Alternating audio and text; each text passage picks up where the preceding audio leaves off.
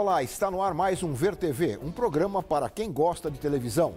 Nós discutimos aqui toda semana o papel da TV na sociedade brasileira e você é sempre o nosso convidado. O Dia da Consciência Negra, comemorado em 20 de novembro, relembra a morte de Zumbi dos Palmares, um marco de resistência à escravidão. O Brasil foi o último país do mundo a abolir a escravatura e hoje possui a maior população negra fora do continente africano. No entanto, passados mais de 120 anos, o país ainda guarda resquícios daquele período. O Ver TV de hoje quer saber se a televisão colabora para ampliar a consciência negra ou, ao contrário, reforça os preconceitos. Para isso, nós convidamos Rejane Romano, jornalista, editora e apresentadora do programa de TV Negros em Foco, da Afrobras, a Sociedade Afro-Brasileira de Desenvolvimento Sociocultural. Denis de Oliveira, professor da Escola de Comunicações e Artes e também da Faculdade de Direito da Universidade de São Paulo. E Joyce Ribeiro, jornalista, apresentadora do telejornal SBT Manhã. Muito obrigado aos três por estarem aqui conosco para discutir este tema neste momento em que se lembra a consciência negra no Brasil. O ideal é que ela fosse lembrada todos os dias, mas já que isso não é possível, estamos lembrando agora, esperando que um dia ela venha a ser lembrada todos os dias. Vamos assistir, antes de começar a nossa conversa, uma breve reportagem sobre o tema de hoje. Vamos ver. Todos os anos, nos meses de novembro e em maio, perto do dia 13, data da abolição da escravidão, os negros estão nas telas da TV falando sobre lutas e conquistas. Do meu ponto de vista, o 20 de novembro é a vitória da contra-hegemonia, não é? Porque a proposta surge nos anos 70, formulada pelo Grupo Palmares, no Rio Grande do Sul, e a partir deste chamamento, as entidades do movimento negro vão aderindo à ideia de uma data que fosse uma data construída pelo movimento negro organizado, né? Que isso é diferente, obviamente, do 13 de maio, que é uma data oficial construída na perspectiva de uma oficialidade com significados diferentes. Mas isso, obviamente, não quer dizer que o 13 de maio não tenha relevância, porque se eu ignoro o 13 de maio, eu também ignoro a luta abolicionista e a luta, né, da imprensa negra, de todas as organizações no século XIX para que a abolição viesse, ainda que tardiamente. O Brasil foi o último país do chamado Novo Mundo a abolir a escravidão. No resto do ano, os negros quase não participam de programas de entrevistas e debates. Quase todos os especialistas convidados para esse tipo de programa são brancos. Eu quero ficar nessa casa porque aqui foi o único lugar que eu encontrei onde eu me senti gente. Nessa casa não tem aquela maldita plaquinha onde se lê entrada de serviço. Eu também amo a Maria Clara. Que importa que ela seja de cor, se a alma dela é branca e pura. É só isso que interessa. Nas novelas, a situação já foi bem pior.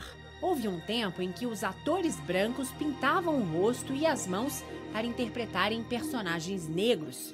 Hoje, o número de atores e atrizes negros e negras nas novelas aumentou, mas ainda é pouco se pensarmos que mais da metade da população brasileira é formada por negros e pardos, segundo dados do IBGE. Algumas novelas ainda insistem em mostrar os negros em posições subalternas, reforçando estigmas e preconceitos.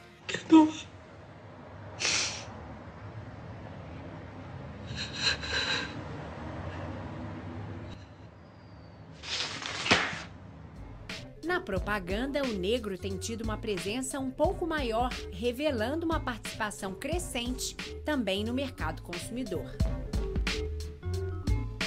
Mas no jornalismo, o crescimento não é o mesmo. Nós estamos mais em todas as áreas do mercado de trabalho, conquistamos mais postos de chefia, mas ainda estamos muito aquém em relação ao salário, igualdade salarial, igualdade de cargos no mercado de trabalho. De qualquer forma, eu acho que hoje na televisão nós também vivemos um momento histórico. Figuras famosas, figuras negras que mostram um excelente trabalho. Eu acho que isso é muito importante para a construção da identidade do negro. Eu acho que a TV Brasil tem esse compromisso. Eu acho que assumir, por exemplo, o cabelo crespo hoje na televisão é um grande avanço. Muitas mulheres vêm assumindo. Isso constrói muito a identidade da mulher negra, ajuda na autoestima. Esse é só um dos aspectos, né? Esses apresentadores são exceções. Os brancos são a maioria diante das câmeras e no interior das redações. Ô Joyce, você é uma das poucas apresentadoras negras de telejornal no Brasil. Aqui na TV Brasil, nós temos a Luciana Barreto, que apresenta o Repórter Brasil. Mas ela também é uma das raras apresentadoras negras, não é? Pois é, a gente estava também tentando fazer, né, esse levantamento de outras apresentadoras de bancada nesse momento, atuando agora, e a gente não conseguiu lembrar de outros nomes, então... Dá para explicar isso? Olha, o que eu sinto, o VT mostrou agora que da falta de profissionais negros fazendo parte da redação como um todo, né? Não só como apresentador ou só como repórter em frente às câmeras. E é justamente isso que eu sinto no meu dia a dia, essa necessidade de ter outros colegas atuando na redação para que a gente consiga inserir os temas e as pautas pertinentes ao que a gente acha que precisa acontecer para a evolução do negro, não só no mundo da comunicação, mas na sociedade como um todo, para que isso efetivamente aconteça. Porque enquanto a gente não tiver outras pessoas que façam parte desse mesmo universo, que estejam impulsionados nessa mesma vontade, nesse mesmo intuito de fazer com que essa evolução realmente aconteça, aí fica muito difícil, porque aí você tem um ponto aqui, uma pessoa aqui, outra ali, que sozinho ninguém consegue fazer, né? Pois é, vamos começar o programa, então, aprofundando um pouco essa questão do jornalismo. Porque nós temos questão de mostrar aqui no VT de abertura que um problema visível é esse, mas há um problema que é invisível para o público, que é esse da redação, das redações brancas. Eu queria perguntar para a Regiane. Regiane, como é que você vê essa questão? A Joyce já começou a falar das questões negras serem trabalhadas no jornalismo por pessoas não negras. É um problema, eu vejo, porque não deveria ser, mas é um problema porque há um despreparo, é como a Joyce falou. Não se tem interesse em levar esses temas a não serem datas específicas, como a matéria também mostrou. E aí as pessoas, essa redação branca, como a gente citou, não está preparada. Então, muitas vezes, quando nós, negros, assim, que também temos algum contato, somos jornalistas, né, no caso, somos pautados para alguma matéria nesse sentido, a gente acaba auxiliando, acaba realmente pautando, editorando a matéria, porque aquela pessoa da redação, muitas vezes, é bem despreparada. Mas vocês são, quer dizer, vocês acabam como jornalistas sendo fonte. Sendo fonte, exatamente. Fonte dos outros colegas. Fonte dos outros colegas. Mas vocês são poucos, pelo que a gente pode ver, não são? Poucos nas redações. Poucos mesmo nas redações, não só na bancada, que a gente já citou, já que a Joyce que é a exceção, mas mesmo nas redações somos poucos. Mas o que eu acredito que não se reflita nas universidades. Né? Isso é o que eu queria colocar o Denis na conversa, porque isso começa na universidade também, a proporção é grande, de negros e brancos, a diferença entre negros e brancos. A diferença é grande, né? Isso é o problema do ensino superior brasileiro, né? Por exemplo, tem um aluno meu que ele fez uma pesquisa sobre isso, a questão do negro na mídia, acho que foi 2 anos atrás, um trabalho de conclusão de curso. E ele levantou as redações de jornais impressos, né? Apenas, né? E acho que está em torno de 12% em São Paulo, de negros nas redações. Apenas. Né? Muito baixo, né? E em cargos de comando, então, nem se fala, né? Que o editor monta a pauta, então isso aí já é quase zero já, né? Bem complicado isso daí. Então, é claro, né? Você tem, quando a pauta aparece, essa pauta sobre a questão das relações étnicas, ela é realizada a partir do olhar do outro, olhar do branco, né? Sempre o negro objeto e não sujeito dessa pauta, né? E tem uma coisa muito interessante, assim, né? Algumas temáticas que são muito próximas à comunidade negra. Eu tenho uma orientanda não, já terminou o curso, ela é mestre lá na USP Leste, né? Ela é jornalista, trabalha na Globo. E essa pessoa, por exemplo, a tese dela de mestrado foi sobre samba, sobre o Carnaval de São Paulo, né? E ela não, embora ajude a cobertura do Carnaval, ela não ocupa o lugar principal né, da produção dessa reportagem sobre o carnaval, da cobertura de carnaval na Globo, né? Então, mesmo sendo uma especialista. Especialista, e é uma pessoa envolvida com o samba, né? Então, ela acaba pegando meio a parte do fundo, né? Ela é meio, né? Ela não tem o lugar principal, prioritário na cobertura de carnaval, apesar do conhecimento dela, do ponto de vista da inserção dela no samba, e apesar também dela ser até mestre nesse assunto na Universidade de São Paulo. Né? Então, isso é bem sério. Olha, quem chamou atenção para esse problema dos negros aparecerem na televisão, em debates, apenas nesses momentos, ou praticamente só nesses momentos, no 13 de maio, perto do 13 de maio ou do 20 de novembro, foi o professor Fernando Conceição, da Universidade Federal da Bahia, que trabalha sobre esse tema, né, há muito tempo e com bastante profundidade. Eu queria perguntar, Regiane, quer dizer, não há, você acha, porque eu suponho que existam especialistas negros que possam vir a ser chamados. Por que será também? Eu queria ver vocês todos sobre isso. Nós mostramos aqui um programa de entrevistas, né? E estão lá, sempre as três pessoas são brancas. São brancas. E há especialistas, sim. Eu sou especialista, por que não? O Denis aqui foi meu orientador num curso de pós-graduação. E há, sim, especialistas, apesar do número ainda ser inferior, mas não se há espaço. Eu acho que mais que a falta de profissionais preparados, maior ainda é a falta de oportunidade. Eu acho que quando a gente volta naquele ponto da redação não representar a população no geral, então são poucos negros dentro da redação desenvolvendo outras funções. A partir do momento que a gente tiver mais negros em outras funções, como produtores, pauteiros, repórteres, editores, esses nomes de outros profissionais negros vão começar a surgir, porque eles acabam ficando como se não existisse na realidade, né? Porque não tem aquela lembrança, já vou chamar esse profissional que eu conheço, eu vou chamar... Não, é sempre aquele grupinho. Você sabe como são chamadas essas pessoas para esses programas, né? Ou é pelo conhecimento pessoal da roda de amigos, do grupo socioeconômico ou do grupo político, né, muitas vezes, a que as pessoas estão ligadas. Né? Se você não tem negros na redação, é difícil, né, que essas pessoas venham, que sejam pelo menos conhecidas e lembradas. Eu queria comentar um pouquinho sobre isso, Laurindo, que é o seguinte. O Fernando Conceição, na tese dele, doutorado sobre isso, que ele defendeu na USP, ele tem uma coisa muito interessante. Ele fala assim que o negro aparece nos 3 L's, que é o lúdico, o lúgubre e a luxúria. Lúgubre? Lúdico e luxúria. Né, os 3 L's no qual o negro aparece, né, na mídia, de modo geral. Essa imagem. Então, nunca se imagina o negro no espaço da razão, do pensamento, da articulação. E, embora a universidade seja absolutamente elitista, né, eu trabalho numa universidade, por exemplo, na minha turma atual de jornalismo, que entrou esse ano, na ECA, né, na USP, não tem nenhum negro. Né, os poucos que tem são alunos que vêm da África por convênio. Né, nem por cota. Não tem cota, não tem cota. Então. Eu acho que a cota necessária é muito importante, a cota. Né? A cota é uma política muito importante para começar a abrir esse espaço na universidade para formar profissionais de todas as áreas, né? Professores negros de todas as áreas. Isso é fundamental. Agora, assim, nesses 3 L's, então você tem, mesmo a universidade sendo muito elitizada, você tem, por exemplo, o professor Cabenga Lemunanga, professor que é fantástico, que estuda e tal. É uma referência, né? Você tinha o professor Milton Santos, quando faleceu já. Sim. Enfim, a professora Gislene dos Santos, ali da USP Leste, né? Trabalhando na minha universidade. Entretanto, como vai discutir cota, questão racial, chama quem? Chama Ali Câmara, que nunca discutiu isso. Nunca discutiu, lançou um livro lá, na impressão dele. Demetrio Magnoli, que nunca discutiu, resolveu discutir isso agora. Né? Por quê? Né? As pessoas que nunca discutiram isso, não têm bagagem para isso, são chamadas como especialistas para debater esse assunto.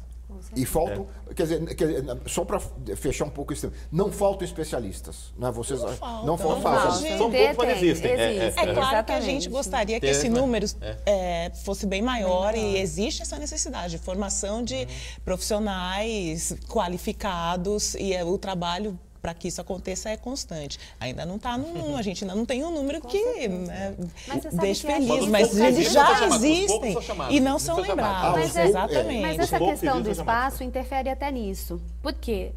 Você vai nas universidades hoje e você, por exemplo, um aluno que pretenda se inscrever para um curso de vestibular, ele fala, eu vou fazer jornalismo para quê?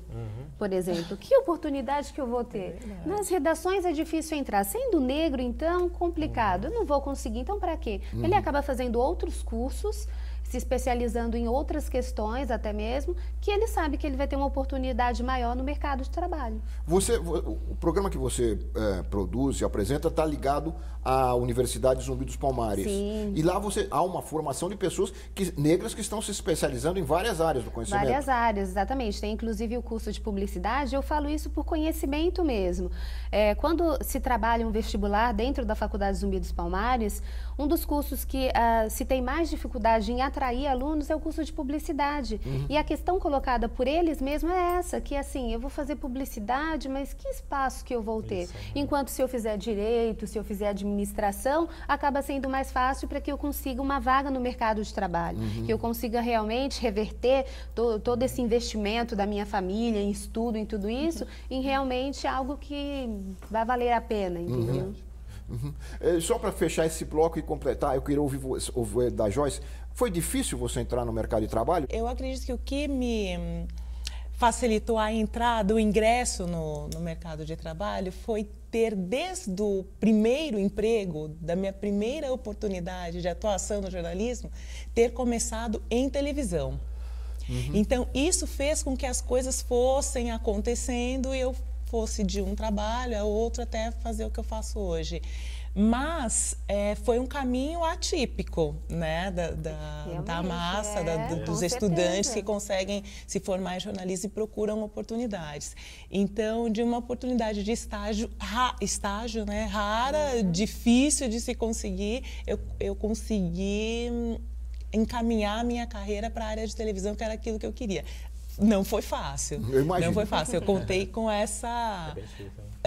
esse início foi mais propício para que eu encaminhasse a trajetória da minha carreira nesse sentido. Mas não foi fácil e hoje eu acredito que esteja mais difícil do que... Ainda mais difícil? Do que na época que eu comecei, Por quê? talvez. Por quê? Porque eu vejo que a gente tem mais profissionais sendo formados, sim, mais pessoas bem qualificadas, sim, e as oportunidades ainda continuam aquelas mesmas ou menores. Então a concorrência é maior. A concorrência, sim, aumentou porque a gente tem mais profissionais e é isso que o trabalho é feito para isso, né? Para que o ingresso à universidade, a formação seja de acesso mais distribuído, né, a todos. Mas aí na hora da oportunidade real, a gente muito se fala de está melhorando, sim, o negro tem mais visibilidade, mas na prática a gente não sente esse crescimento todo, sabe?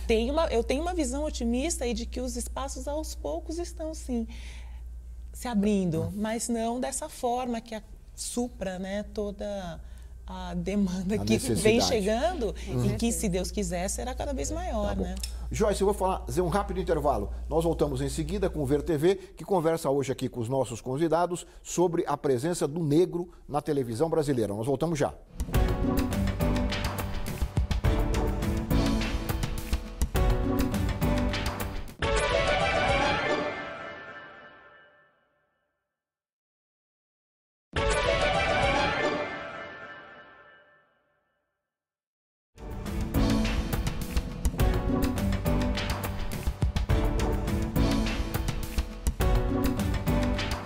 Nós estamos de volta com o Ver TV, que conversa hoje com os nossos convidados sobre a presença do negro na televisão brasileira. E o Ver TV foi às ruas do Rio de Janeiro para perguntar para as pessoas, para o público, quais são as personalidades negras da TV que são mais lembradas por eles. Vamos ver as respostas e depois eu queria ouvir o comentário de vocês. Vamos ver. Se perguntarmos qual negro hoje que atua, a gente não tem uma lista, né? A gente não vai... Você lembra de Lázaro Ramos, lembra de poucos nomes. Eu acho que falta, sim, um pouco de espaço. Thaís Araújo. Rogo Pitanga. Caraca. Acho que só que eu conheço, assim. Ministro Joaquim Barbosa. Milton Nascimento. Na TV não me vem à cabeça. Talvez Milton Gonçalves, né? Que é um grande ator, né? O Lázaro Ramos é um deles, né? Para mim, trabalha muito bem, um ótimo ator. No esporte, tem vários jogadores. Cito, por exemplo, o Sidoff do Botafogo. Bate um bolão, né? Sei lá, o Mussum. Eu gosto do Lázaro Ramos. Eu acho que ele representa bem, ele Eu acho que ele tem a cara do Brasil. Pois é, não dá mais de 5, não, né? Enche uma mão. Não, achei fantástica a menina que ficou, nossa, mas peraí, ela tentava, né, lembrar, coitada. E não conseguia. Aí a Joyce falou assim, como é que é? Daqui a pouco eles ficam velhos, né? Velhos, e não aparecem outros. E é uma coisa muito complicada, que tem uma escola, tem o Teatro do Olodum, tem atores, né, o Lázaro Ramos é de lá. Forma vários atores. Da Bahia? Da Bahia, em Salvador, né? O Lázaro Ramos veio da Escola do Olodum, né? Sim. Você tem a Escola de Teatro da Zezé Mota no Rio de Janeiro, enfim, você tem uma série de iniciativas que formam atores e teatro, dramaturgia negros, né? Só que não são absorvidos para televisão. Então há uma formação aqui em São Paulo, você citou o Rio e Salvador. São mais famosos, né? Mas existe também, eu não sei de nome aqui agora, mas também existem atores negros aqui em São Paulo que tem a Companhia de Teatros Crespos. É verdade, os Crespos, é isso mesmo. Isso, que é bem interessante, eles fazem um trabalho também sobre a temática negra, sempre com esse viés, mas não tem muito espaço também. Se vocês fossem ouvidos na rua, lembrariam mais alguns ou ficariam como a moça lá? Caraca! Acho que ficaria tentando puxar da memória. Mas alguns a gente até podia lembraríamos, lembrar, né? Porque a gente está sempre no meio e convivendo com isso, mas a realidade é que isso está retratado, é a realidade, né? A gente vai lembrar, a população vai lembrar sempre dos mesmos, né? E cada vez menos eles acabam sendo, porque... Quer dizer, não há... Envelhecem, não são novos talentos. Além de envelhecerem, também já estão ficando já há bastante tempo na televisão e não surgem outros, não é? Outros talentos que possam ocupar esse... Os talentos estão aí, né? Não surgem novas oportunidades para esses talentos ocuparem esse espaço. Uma questão de, assim, já tá bom, já é o bastante. Já temos o Lázaro, já temos a Thaís, então já tá bom o bastante. Aí quando esses, assim, saírem de cena, vamos pensar agora, quem que a gente vai chamar? Será que tem alguém novo por aí? Aí vai nesses lugares, eu acho interessante isso, né, que a Jane colocou agora, porque, assim, parece que essa pressão do movimento negro por mais presença na mídia, né? Qual foi a resposta que essa grande mídia colocou? Pega um, põe o outro para resolver o problema. Né? A Joyce lá não tá TV Pronto Chega. Parece que na propaganda isso é muito comum, né? Você estava até lembrando uma, né? Tem o negro, tem o branco e o oriental, não é isso? Não, vários brancos, né? Em momentos de destaque, close de câmera e tal. E o negro passa de relance jogando futebol e o oriental correndo. É o suficiente. Para constar. Para constar. Como se fosse realmente assim, como a Joyce falou, politicamente correto. Né? Agora, já que nós estamos falando de propaganda, na propaganda, o que vocês acham? É igual ao jornalismo? Mudou? Parece aumentou um pouquinho. Aumentou. Tem uma pesquisa que aumentou um pouquinho a presença, mas muito mais em função das estatais. Né? As empresas estatais, até por conta um pouco também da pressão do movimento negro, né? Que você tem a CEPI, hoje no governo federal. Né? E aí ficaram mais sensíveis a essa presença, embora houve aqueles erros, no caso da Caixa Econômica Federal, do Machado de Assis branco e tal, né? Mas a cerveja Devassa. A Devassa não é séria, né? Aí no caso é privada, né? É empresa privada. Mas as estatais e o governo e os anúncios governamentais, eles começaram a ampliar um pouco a presença negra. E isso acho que induziu. Mas isso também tem a ver com o crescimento do negro como consumidor. Uma questão de mercado, com certeza. Né? Com certeza. Quer dizer, de ser lucrativo ter essa presença e para que o negro se sinta retratado por aquela empresa e se sinta, né, atraído a comprar aquele produto. Mas ainda, mesmo assim, o preconceito existe. Existe. Eu acho que, às vezes, essa visão de mercado, ela acaba sendo até um pouco negligenciada, porque então eles deveriam explorar muito mais, né? Infinitamente porque é um mais. mercado consumidor grande. Muito. É maior do que esse retratado pela presença dos negros na propaganda. Ele não é proporcional, é isso que eu quero dizer. Não é proporcional. Tem um veículo um programa para a internet, que é veiculado através do YouTube, que eles fazem realmente uma sátira em cima das propagandas de televisão que não incluem o negro. Então, eles têm, por exemplo, uma propaganda que mostra a família feliz consumindo margarina, comercial de margarina, né? E aí, sabe aquele dia que seu filho tirou nota 10? Sabe aquele dia que a sua esposa foi promovida? Tá tudo feliz e eles comendo pão e tal? Aí, no final, ele fala, porque negro também consome margarina. margarina. Entendeu? Então, é uma crítica, porque isso ainda existe, sim. Ainda existe. Olha, algumas dessas pessoas que nós ouvimos, e outras mais, também foram perguntadas sobre o que elas, como elas veem a representação. Aí uma questão mais geral. Como é que elas veem a representação dos negros na TV? Vamos ouvi-los. Olha, eu tenho visto na mídia bastante participação de pessoas de cor. Tem preconceito, né? Porque ainda estamos naquela situação que o negro, quando está na TV, no cinema, fazendo a representação dele, é representando o negro na realidade. O negro na portaria, o negro como empregado doméstico, né? Eles não veem o negro, por exemplo, numa função de destaque na arte, né? Ele é sempre representado numa situação menor em relação à sociedade. Eu acho que na televisão até está quebrando, né? Que está botando já o negro bem empregado, já botando o tamanho daquele negócio de empregada doméstica. Hoje em dia está assim modificando, né? Está crescendo mais a oportunidade, né? Eles estão sempre, na minha opinião, quase sempre excluídos. Deveriam ter mais um pouco de consideração, porque quem fez esse país, né? Você sabe que o negro é uma coisa da raiz, principalmente no nosso país. O pessoal negro tem uma importância muito grande em toda a nossa nação. Eu acho que o negro é visto assim, nunca são vistas as qualidades do negro, e sim só os defeitos. O negro aqui no Brasil é visto como, geralmente característico de bandido, entendeu? Bandido, nunca exaltam a cultura negra no Brasil e tudo que o negro fez pelo Brasil em si, entendeu? Se não fosse os negros, né, os escravos, o Brasil não teria se desenvolvido como desenvolveu até agora. E também eu acho que a minha raça, a minha raça não sabe se impor, tá, perante a sociedade. Ele fica escondidinho naquele cantinho, entendeu, dele. Ah, foi só isso que eu consegui, e não corre atrás do que quer. Não mostra o valor que ele tem. A culpa também é dos negros também. É? Hein? O movimento negro está aí para tentar desmentir, né? Mas a culpa não é do negro, não. A culpa é quem pratica o racismo, né? Pratica o racismo. Porque é claro que a pessoa que sofre o racismo, ela tenta sobreviver numa situação de opressão, né?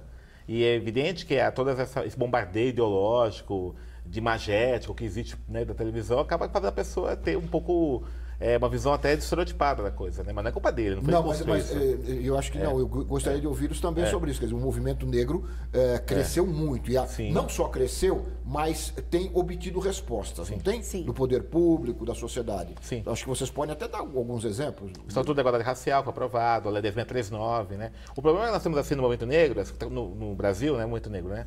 É que nós tivemos conquistas legais institucionais, só que elas não traduziram em melhoria efetiva.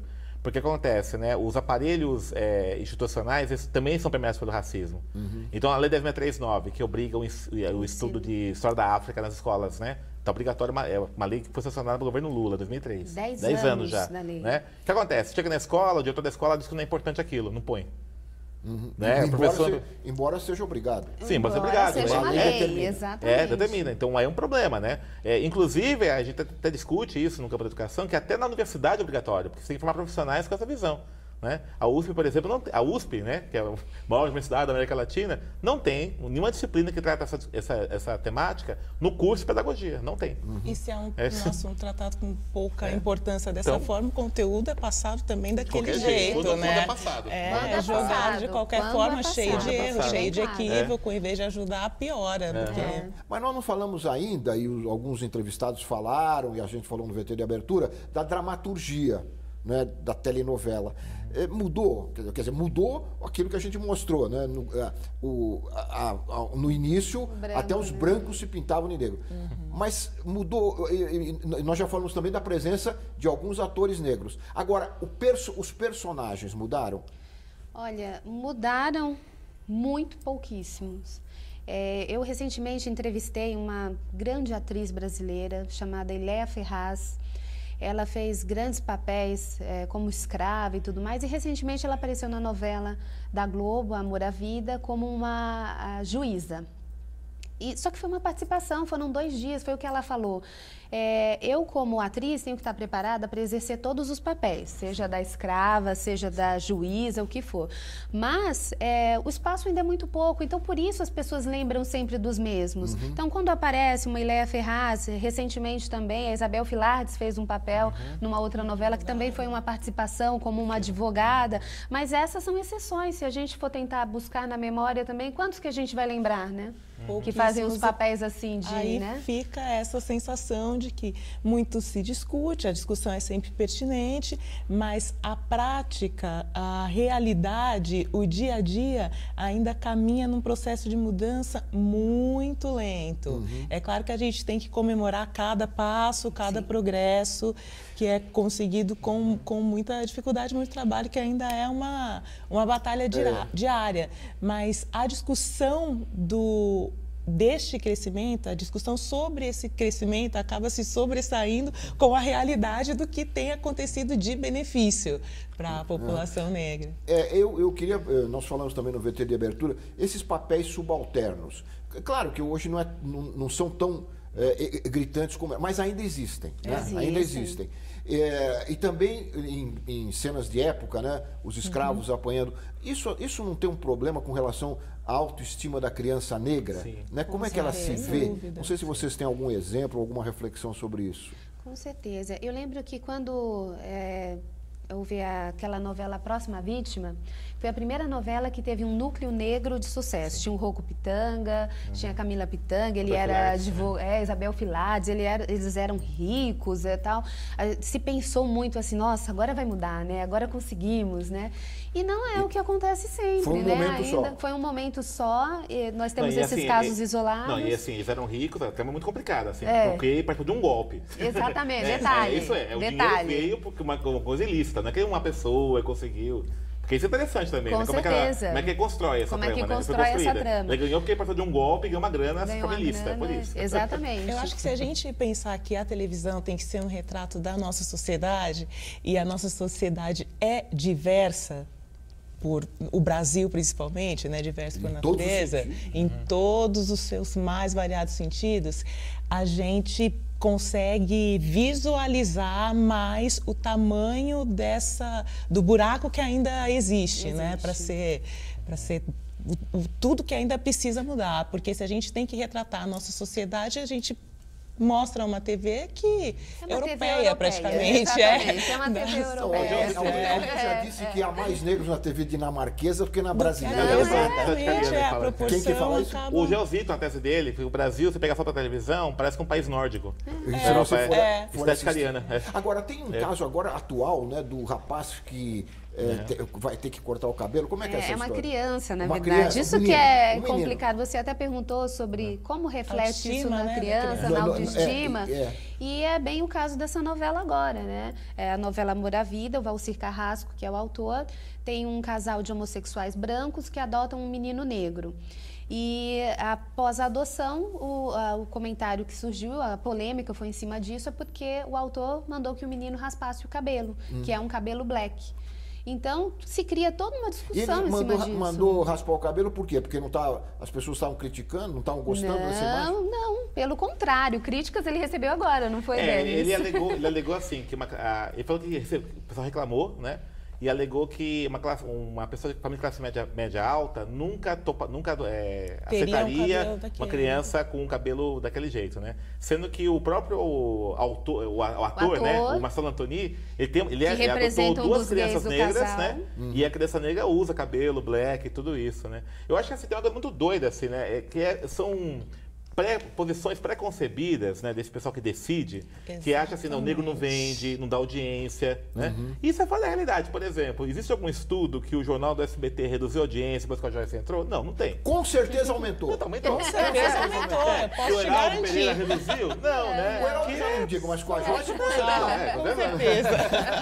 Não tem, é uma coisa absurda, quer dizer, quem falou que negro não vende? Né? De onde tirou essa ideia? O Estado fala isso, não pode, quem falou isso? Então me prova, né? Não tem dado, os dados.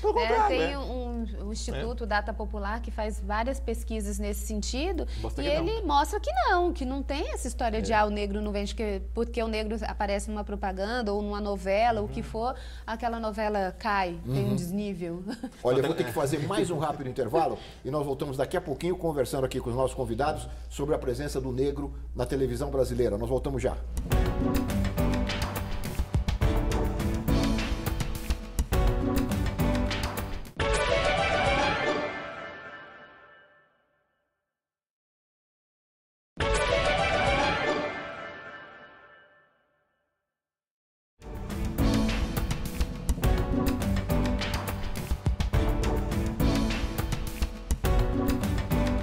Nós estamos de volta com o Ver TV, que conversa hoje sobre a representação do negro na televisão brasileira. E nós já falamos aqui do jornalismo, propaganda, dramaturgia, e é um tema delicadíssimo na televisão, que a gente não falou ainda, não falou sobre ele ainda, que é o humor.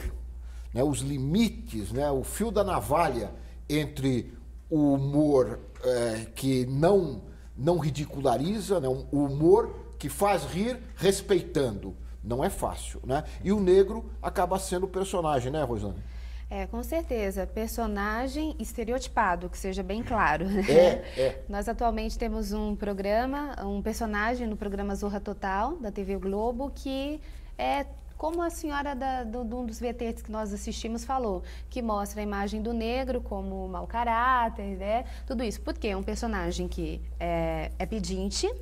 Só que ela pede, apesar dela ter tablet, apesar dela ter um super sobrado, é um personagem branco pintado de negro, não tem os dentes. Quer dizer, faz hoje o que a novela fazia na década de 60. É casada com um alcoólatra, então assim, aquilo não nos representa. Esse problema da autoestima é complicado. Eu acho que esse é um dos mais sérios, né, Joyce? Com certeza. Porque assistindo um programa como esse, um personagem como esse, a gente falou há pouco da autoestima das crianças, que se sentem meio...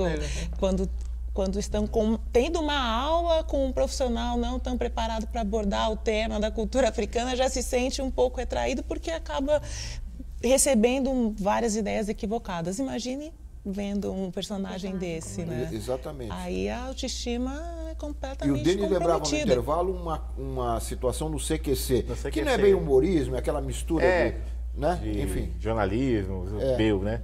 A entrevista com a Preta Gil, né? Com a Preta Gil, com o Bolsonaro, né? Teve aquele debate. E assim, que me chamou a atenção, o Bolsonaro, a gente sabe, uma figura que não esperaria outra coisa dele, né? Mas o que chama a atenção é essa irresponsabilidade, né? Eu vi o Taz, o Rafinha. Não, isso mesmo, ele tá brincando, fala o que quer. Tem coisas que não se brincam, né, eu acho. É isso que eu tava pensando. Se você for a um produtor de um programa como esse, Zorra Total... a resposta será uma resposta sempre. Nós sabemos o que fazemos, isso dá audiência. A brincadeira, o humor. Há brincadeiras que doem, né? Que ferem. Eles falam que a gente é paranoico, né? Uma coisa muito louca. Toda vez que vai denunciar o racismo, eles são paranoicos, vê racismo em tudo. Sabe, é assim. Não é paranoia. Muitas vezes já vieram, me questionaram sobre a necessidade desse debate sobre a questão do negro. Por que tanta necessidade de se debater a questão do negro se a gente vive num país onde o racismo não existe? E eu tenho certeza que vocês... O questionamento era esse, para que debater? Tem exemplos claros de que ele existe na vida de vocês. Então, não é? Aí a discussão fica completamente sem um ponto, né, de equilíbrio para se começar. Porque se você não vê o porquê daquilo, então... Exatamente. Como que vai ficar meio... Olha, eu queria mostrar... Já que a Rejane está aqui conosco, um trecho do programa que ela faz, ela edita e apresenta, chamado Negros em Foco. Ele está no ar desde 2003. Sim, desde 2003. Eu comecei em 2009, mas ele já estava no ar desde 2003. E conta com apresentadores negros, né? E eu gostaria de apresentar um trechinho do programa e também saber de vocês, a opinião de vocês sobre esses programas, a necessidade ou a importância desses programas, e não só de televisão, mas de uma mídia como um todo segmentada, né? Vamos ver o trechinho aqui da Rejane apresentando o negro, como chama? Negros em Foco. Negros em Foco.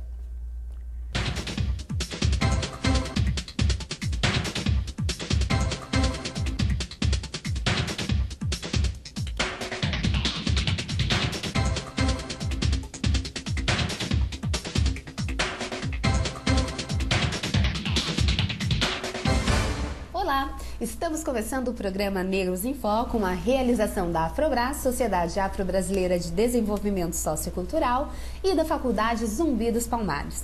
No programa de hoje, você vai acompanhar conosco como foi o lançamento da Secretaria Especial de Promoção da Igualdade Racial de São Paulo no evento ecumênico no Vale do Anhangabaú, na capital paulista. Várias pessoas importantes da política, também do meio artístico, todos lá para dizer um não, um basta definitivo à intolerância religiosa. Acompanhe conosco. Na tarde do dia 21 de janeiro, o Vale do Anhangabaú, no centro da capital paulista, reuniu dezenas de pessoas para refletir e apoiar a iniciativa da Secretaria Especial de Promoção da Igualdade Racial de São Paulo em dar um basta à intolerância religiosa.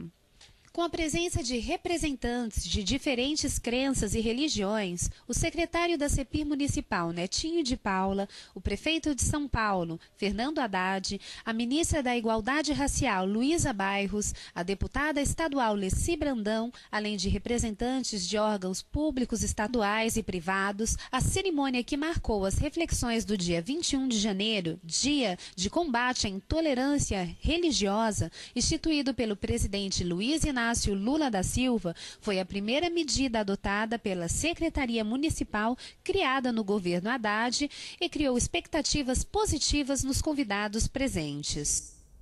Eu fico vendo esse tema, essa cobertura, e fico pensando se alguma emissora comercial divulgou esse ato, né? Olha, que eu me lembre lá cobrindo colegas jornalistas, eu lembro de TV estatal, sim, agora de outras... Pois é, eu estou fazendo essa pergunta para introduzir a questão, né? A importância de canais segmentados, né? A importância de você ter esse direcionamento, não é? Eu vejo como uma oportunidade de dar vez e voz, entendeu? Eu vejo dessa forma. Como é que é o retorno? Como é que é o retorno? Muito positivo, principalmente agora com essa questão de redes sociais. A gente recebe, o retorno do público é mais imediato, né? Então a gente já sabe imediatamente quando a gente repercute, como a gente falou, um caso como esse do cabelo afro, do visual afro, imediatamente as pessoas vêm comentar assim, isso já aconteceu comigo também, numa certa empresa que eu fui trabalhar, eu tive que cortar o cabelo, coisas do tipo, realmente isso que vocês mostraram no programa já aconteceu, que legal que vocês falaram sobre esse tema. Então, assim, o retorno é muito positivo. O programa vai ao ar só em São Paulo, né? Só em São Paulo, no canal 9 da NET, que é às 18h30 aos sábados, e tem o reprise na terça-feira às 9h30 da manhã. Vai estar no YouTube depois? Está no YouTube depois, é só colocar lá, Negros em Foco. Eu queria, nós estamos falando do formato, mas também eu queria aproveitar e pegar um pouco o gancho no seu programa, na questão do conteúdo desse problema das religiões afro-brasileiras. Sim. Né? É um problema também que envolve, né, o movimento negro. Denis, há pesquisa sobre isso, sobre a quer dizer, sobre um pouco a demonização, né, dessas confissões religiosas. Isso tem sido o maior problema, assim, na verdade, a questão até porque eu faço parte de uma religião afro-brasileira, né? Então, assim, essa questão das religiões, onde está sendo o racismo mais violento, né? Então, é muito comum hoje as casas de candomblé, de umbanda, terem sido invadidas, né, por fundamentalistas de outras religiões, né, demonizando, destruindo espaços sagrados. É uma coisa assim bastante complicada e não há visibilidade desses atos. Né? Outra coisa acontecendo muito, inclusive tem dificuldade, por exemplo, a discussão da 10.639, né, a Lei de História da África nas escolas, é a presença muito forte de um discurso religioso na educação. Né?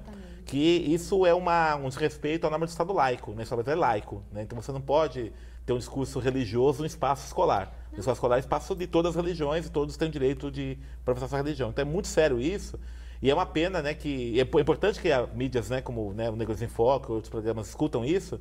E é uma coisa muito grave que a grande mídia não discuta isso porque está pondo em risco o Estado laico. É uma coisa seríssima. É uma pauta para ser discutida por todo mundo. Né? Eu achei complicado esse retrocesso que a gente sente, né, presente na sociedade.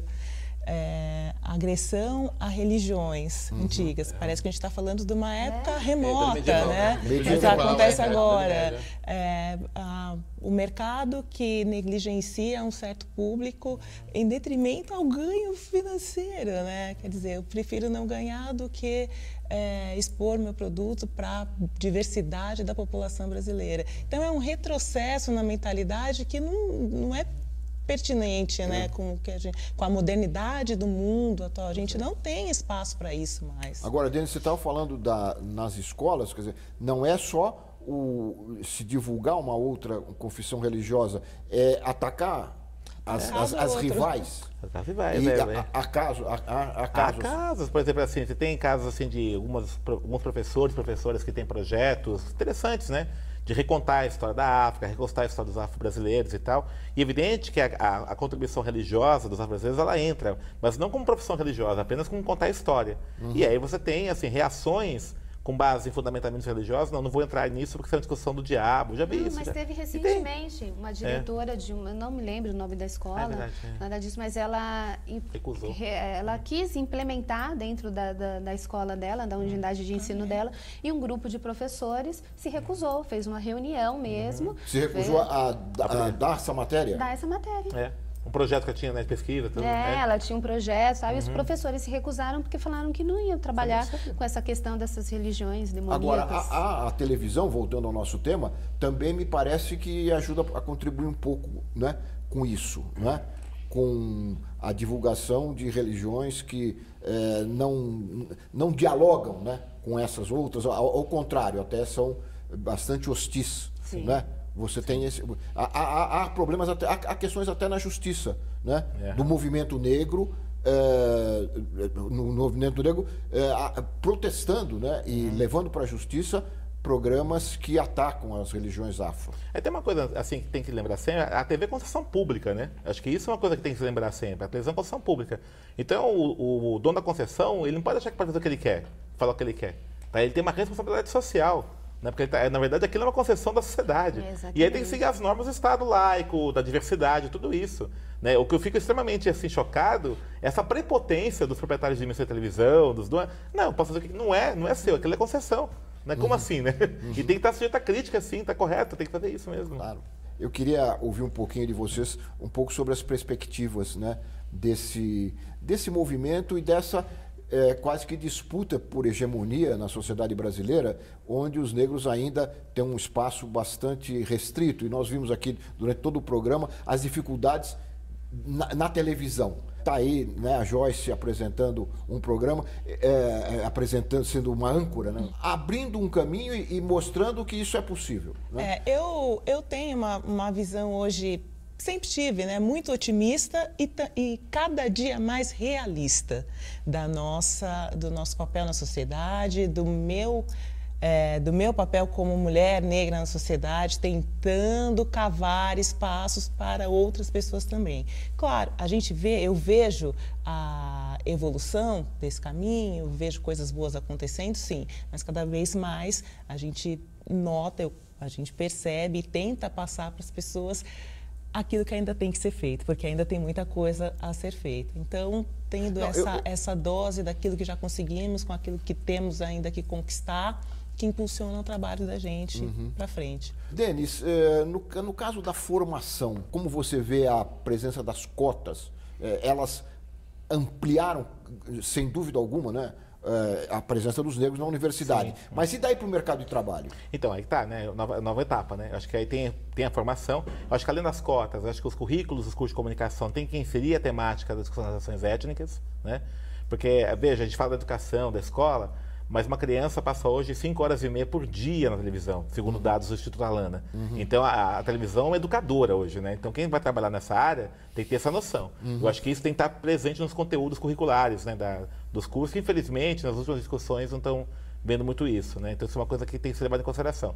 E agora a questão do mercado, né? Eu acho que vai ter que fazer um trabalho de pressão violenta, que eu vejo que é um dos entraves maiores mesmo, né? operadores dessa indústria midiática são muito resistentes, é uma discussão mais... Você acha que, só para deixar claro, você acha que é a barreira mesmo? Porque é negro tem mais dificuldade? Eu acho que sim, eu acho que é uma visão preconcebida, né? Essa ideia Se tiver que escolher entre um branco e um negro... Porque tem agora padrão de estética de beleza, tem aquela ideia assim, não, o negro não vende, o pessoal não vai gostar. Não, mas eu estou dizendo até na redação, fora da câmera. Sim, o racismo é inconsciente, né? O racismo, muitas vezes a pessoa não pode nem verbalizar isso, né? Então fica tão inconsciente. O problema no Brasil é um país racista sem ter racistas, né? Que ninguém admite que é racista. Eu acho que tem que evidenciar o racismo. E as pessoas têm que começar a discutir isso, né? Porque está acontecendo isso, né? Tem que tirar essa máscara. Não, eu acho que uma evidência clara é você olhar para uma redação. Sim. Isso a gente tem que mostrar aqui no isso, E para terminar, Rejane, o trabalho de vocês, não é? O trabalho dessa divulgação via televisão. É um processo em construção, eu acredito. Eu, assim, acho que programas segmentados nesse momento, eles são parte de uma solução, mas sim, como o Denis falou, tem que se criar uma discussão em cima disso, tem que se quebrar essas resistências, essas barreiras e entender, sim, que nós temos profissionais qualificados, que nós podemos também estar na bancada, que nós podemos estar nas redações e que o público, que é mais importante, o público vai aceitar isso bem, sim, e vai entender como outro qualquer, vai aceitar essa diversidade. Muito bem. Nós estamos chegando ao final do programa, mas eu queria fazer uma solicitação para vocês, e até quase como um compromisso. O Ver TV procura sempre trazer entrevistados aqui para o programa, sem nenhuma preocupação, obviamente, de gênero, de raça, etc. E eu gostaria de ter vocês como colaboradores do nosso programa, né? Sendo solicitados a nos sugerirem participantes negros. Quantos mais, melhor, para ajudar nesse debate sobre que é o tema desse programa de hoje, da presença do negro na televisão brasileira. Muito obrigado, Joyce, muito obrigado, Denis, muito obrigado, Rejane, pela participação e pelos comentários, pelas informações que vocês trouxeram ao nosso telespectador. E eu quero agradecer a você também que nos assistiu de casa, dizendo que todos podem continuar nos acompanhando pelo Twitter, pelo Facebook e também mandando comentários através do nosso endereço eletrônico vertv@ebc.com.br. Até a semana que vem com mais um Ver TV, um programa para quem gosta de televisão. Até lá!